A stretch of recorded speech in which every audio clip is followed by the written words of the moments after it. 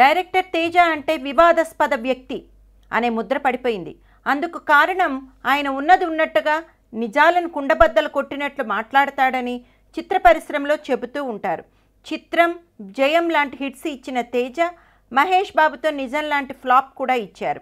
అగ్ర హీరోలతో ఆయనకున్న పేచీ ఏమిటి? మన టాప్ హీరోలు ఒక చట్రంలో ఇరుక్కుపోయి అందులోంచి బయటకు రాలేకపోతున్నారు. ఉదాహరణకు స్వాతిముత్యం లాంటి సినిమా కథను తయారు చేసుకుంటే గొప్పగా నటించగలిగే తెలుగు హీరోలు మనకు ఉన్నారు. మహేష్ బాబు, ఎన్టీఆర్ లాంటి హీరోలు ఎలాంటి పాత్రనైనా సమర్థంగా పోషించగలుగుతారు. కానీ వాళ్ళు బీటెన్ ట్రాక్లో ఇక ఫిక్స్డ్ ఫార్మేట్లో ఉన్నారు. 6 పాటలు ఉండాలి, ఫైట్స్ ఉండాలి వగైరా. వాళ్ళ పారితోషికాలు ఫిక్స్ అయిపోయాయి. తక్కువ బడ్జెట్లో తీయాలంటే వాళ్ళు తక్కువ తీసుకుంటే మార్కెట్లో తగ్గిపోతుంది అనుకుంటారని భయం.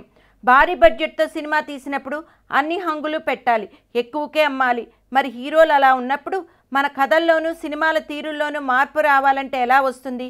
రజనీకాంత్ గారితో రైతు సినిమా ప్లాన్ చేశాను. ఆయన కథ విని క్లైమాక్స్ మరో రకంగా మార్చమన్నారు. అది సాధ్యం కాదన్నాను. నాకు హీరో వల్ల సినిమా హిట్ అవుతుందన్న నమ్మకం లేదు. ఏ సినిమా అయినా కథాబలం వల్లే జనానికి నచ్చుతుంది. తక్కిన ఆకర్షణలు తోడవుతాయి.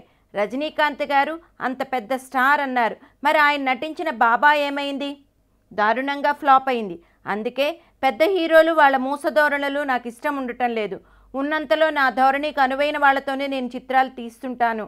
అవి హిట్ అయినా ఫ్లాప్ అయినా నా పద్ధతి ఇలాగే ఉంటుంది అంటారు తేజ.